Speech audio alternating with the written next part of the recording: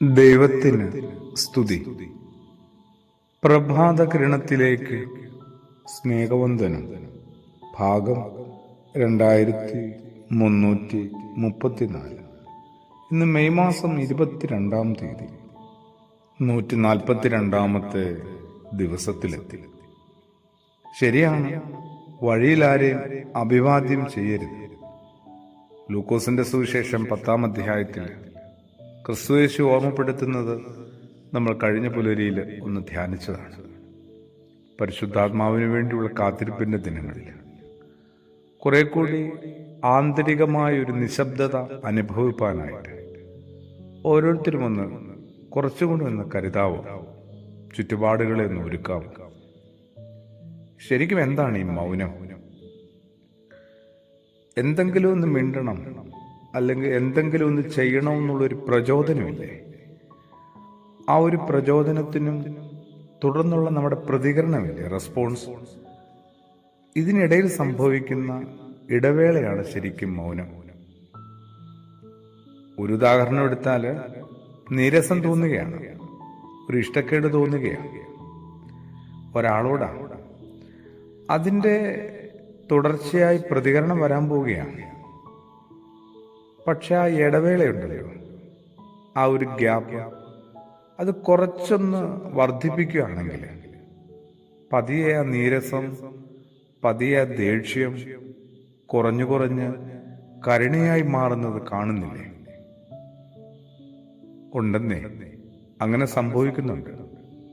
ഒരാൾക്കൂട്ടത്തെ പോലും അത്തരം പോസിലൂടെ കൂട്ടിക്കൊണ്ടുപോകാൻ ഗുരുക്കന്മാർക്ക് കഴിഞ്ഞിട്ടുണ്ട്. ക്രിസ്തുയേശുവിലേക്ക് വന്നാൽ തെറ്റിൽ പിടിക്കപ്പെട്ട ഒരു സ്ത്രീയുടെ കാര്യത്തിൽ സംഭവിച്ചതും അതാണ്. ക്ഷുഭിതരായ ആൾക്കൂട്ടത്തെ കേട്ടില്ലെന്ന മട്ടിൽ യേശു ഇങ്ങനെ നിലത്ത് എന്തോ കുത്തിക്കുറിച്ചുകൊണ്ടേയിരുന്നു. ജനക്കൂട്ടമാവട്ടെ ആ സ്ത്രീയെ കല്ലെറിഞ്ഞു കൊല്ലാനായിട്ട് ഒരുങ്ങി പുറപ്പെട്ട യേശുവിന്റെ ആ മൗനവും നിശബ്ദതയും പതിയെ പതിയെ ഓരോരുത്തരും അവനവന്റെ ആന്തരികതയെ പതിയെ നേരിടുകയാണ്. അങ്ങനെയൊരു കൂട്ടിമുട്ടലും കണ്ടെത്തലുമൊക്കെ എന്നിലും ഒന്നും സംഭവിക്കണ്ടേ? സ്പിരിച്വാലിറ്റി ശരിക്കും കുറച്ചുകൂടി നിശബ്ദനാകാനുള്ള ക്ഷണവും കൂടിയാണ്. ക്രിസ്തുയേശു അതുകൊണ്ടാണ് മരുഭൂമിയിലേക്ക് പോയത്, 40 ദിവസം അവിടെ വസിച്ചതൊക്കെ. എന്തൊരു ആരവമാണ് നമുക്കിടയിൽ! ഒട്ടും ഹൃദയമില്ലാത്ത, ജീവനില്ലാത്ത, ആത്മാവില്ലാത്ത വർത്തമാനങ്ങളാണ്. അഗാധമായ നിശബ്ദതയിൽ ഒരു 3 കാര്യങ്ങൾ ഉറപ്പായിട്ട് സംഭവിക്കും. ആദ്യത്തെ സ്വയം കണ്ടെത്തലാണ്. കലക്കവെള്ളത്തിൽ എങ്ങനെയാ മുഖം തെളിഞ്ഞു കാണാൻ പറ്റുക? ഒന്ന്, സാവകാശം നമ്മളൊന്ന് ക്ഷമയോടെ ഇരുന്നാലല്ലേ തെളിഞ്ഞു വരിക. മൗനം ഏതൊരാളെയും കുറെ കൂടി ഭേദപ്പെട്ട മനുഷ്യനാക്കി മാറ്റും.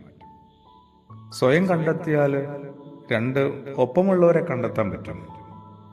പിന്നെ പരിസരത്തെ നമുക്ക് കുറെ കൂടി ഭംഗിയുള്ളതാക്കാൻ പറ്റും, ആഴമുള്ളതാക്കാൻ പറ്റും.